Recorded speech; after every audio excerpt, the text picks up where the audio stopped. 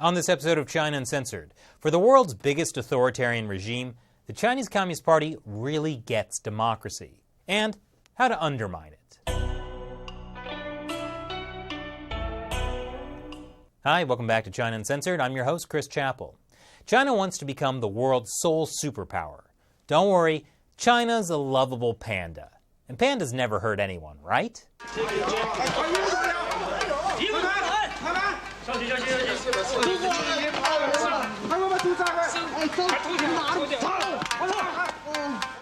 I have been warning people about the dangers of pandas for years, and no one ever listens.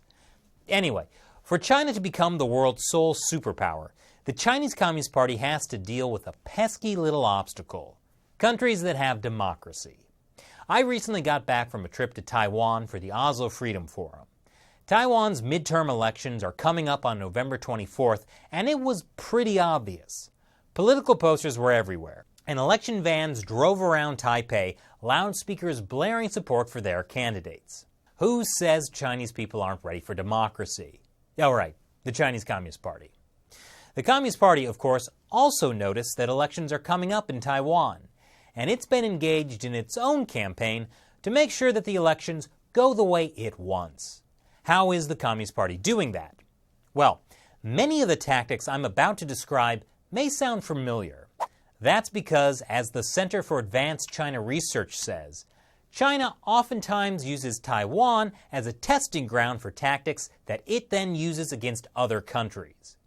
The Chinese Communist Party is interfering in Taiwan's election, and the same tactics the party is using in Taiwan are also being used to undermine democracies around the world, including the United States. The Chinese Communist Party suffered a major blow in 2016 when Taiwan elected Tsai Ing-wen as president, because her platform involved moving away from Beijing's influence. Her party, the Democratic Progressive Party, or DPP, beat out the much more pro-Beijing KMT. Beijing is concerned that if things continue the way they have been, Taiwan might one day decide to officially declare itself an independent country, instead of the awkward current situation where everyone pretends Taiwan is not a separate country and that there's definitely only one China, but no comment on which government is the legitimate one. Tomorrow's election is not a presidential election. It's a midterm. Up for grabs are 22 municipalities, cities, and counties. The DPP currently controls 13 of those. 3 are held by independent candidates, and the remaining 6 by the KMT. The Chinese Communist Party wants to make sure the DPP loses big in the midterms, with the hopes that it will mean Tsai loses big in the 2020 elections. In fact, following Tsai's election in 2016, Beijing stated its intention to ensure she would only be a single-term president. How are they doing that? Not quite. First, the Communist Party has ramped up pressure on Taiwan. Official cross-strait relations have been frozen. The Communist Party put pressure on international groups like the World Health Organization to exclude Taiwan. Same goes for global companies like airlines, hotels, and retailers. Part of that is to make it look like the DPP and President Tsai are ill-equipped to lead. That idea is driven home in a coordinated disinformation campaign. For example, polls in fine independent media like TaiwanNet and TaiHiNet seem to show public support for Tsai and the DPP is on the decline. FYI, both of those media are run by the Communist Party. Then there's the use of social media to post fake news. Sound familiar? At first, the Communist Party wasn't very good at it. Mainland China uses simplified Chinese characters, while Taiwan uses traditional Chinese characters. So when someone wrote a word-for-word repetition of Communist Party slogans in simplified Chinese, it was pretty obvious what was going on. But then China's professional trolls, what's called the 50 Cent Army, switched to using traditional Chinese and began using Taiwanese expressions. And it got much harder to tell. For example, in September, Chinese users flooded Taiwan's most popular online forum called PTT with a fake news story about Typhoon Jebi. 3,000 passengers were stranded at a Japanese airport. 750 of them were mainland Chinese. 500 were Taiwanese. First, Chinese users spread the story that buses sent by the Chinese embassy were picking up Chinese passengers. they weren't. And then they spread another story that the buses would only let the Taiwanese on board if they said they were Chinese. Before it was discovered that the story was fake news spread by Chinese users, it was a big scandal. So big, in fact, that the Director General of the Taipei Economic and Cultural Representative Office in Osaka, Japan, killed himself, according to Japanese media. There was another case where widely shared posts falsely accused Tsai of being unsympathetic and disengaged from Tainan flood victims by remaining on an armored military vehicle and refusing to set foot in subsiding floodwaters. And since Taiwanese online news consumers spend on average between 40 seconds and 1 minute per article, that means agents of disinformation need only concern themselves with headlines, subheads, the main graphic content, and first paragraph to spread disinformation. Yeah, sounds pretty darn familiar. Disinformation works because it doesn't just stop at consumers. It gets picked up by legitimate news sources. According to the Prospect Foundation, Taiwanese media have been inadvertently complicit due to poor fact-checking, non-attribution, and market editorial pressures. Basically, because everyone is in such a rush to produce content, once one outlet releases an article, everyone else jumps on the bandwagon, and there's not enough fact-checking, sources aren't checked, and TV talk shows with their own political slants spew out a never-ending stream of noise to appeal to the preconceptions of their target audiences. Okay, is this Black Mirror?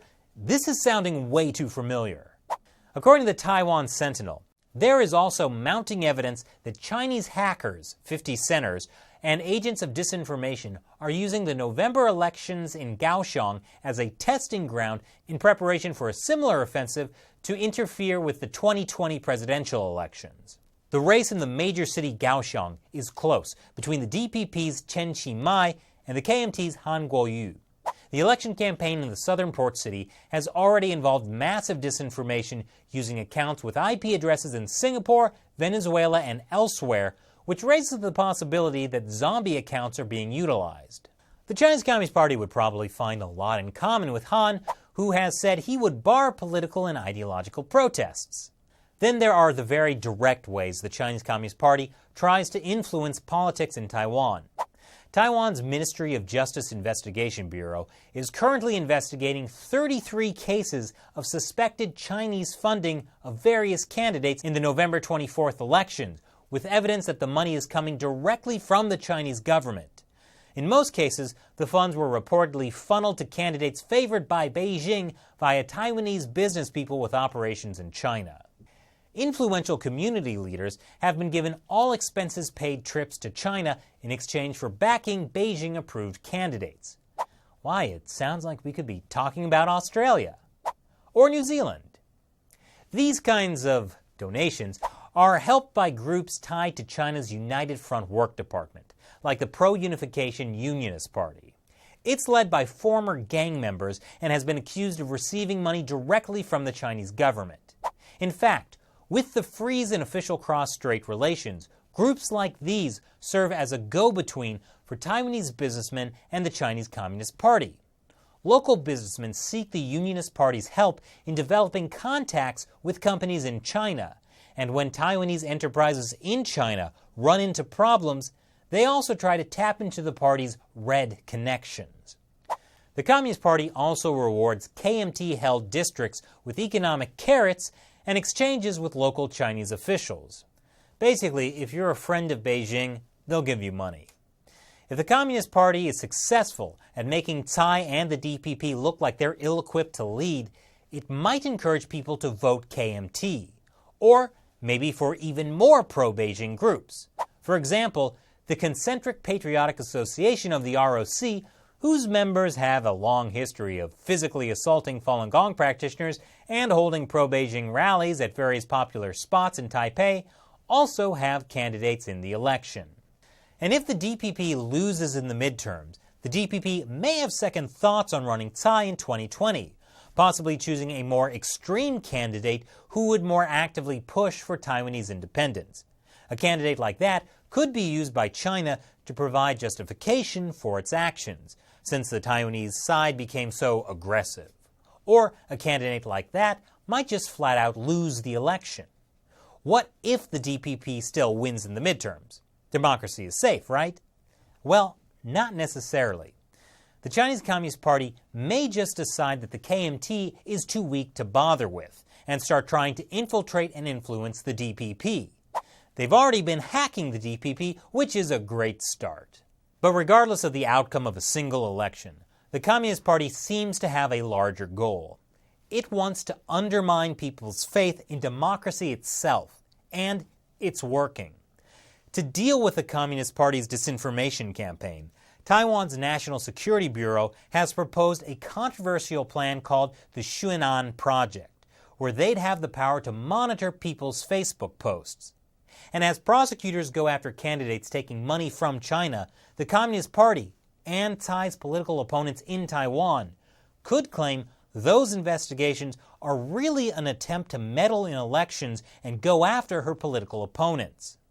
Beijing could attempt to cast doubt not only on the outcome of the elections, but even more damaging, the entire democratic process itself. If people lose faith in the mechanisms and legitimacy of elections, democracy could be derailed. And then the Communist Party can say, see, Chinese people aren't ready for democracy. And if this campaign to undermine democracy is successful in Taiwan, it won't be long till they start saying maybe democracy doesn't work in the West either. What's that, Shelley? Right, they're already saying that.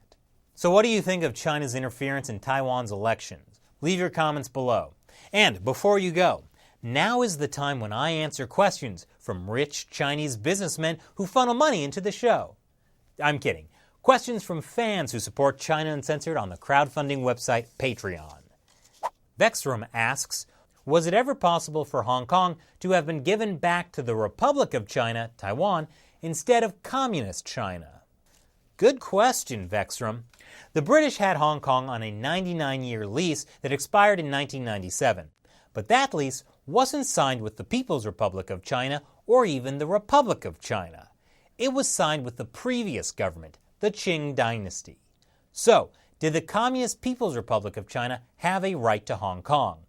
Well, since the UK officially recognized the People's Republic of China back in 1950 and started official diplomatic ties in 1972, there was pretty much no chance they would ever give Hong Kong to the Republic of China. Plus, the Chinese Communist Party made it clear they could simply cut off Hong Kong's water supply at any point, which would force everyone to evacuate. But in the alternate history timeline, where the Republic of China was running China in 1997, would the British have been willing to hand over Hong Kong to them? Maybe.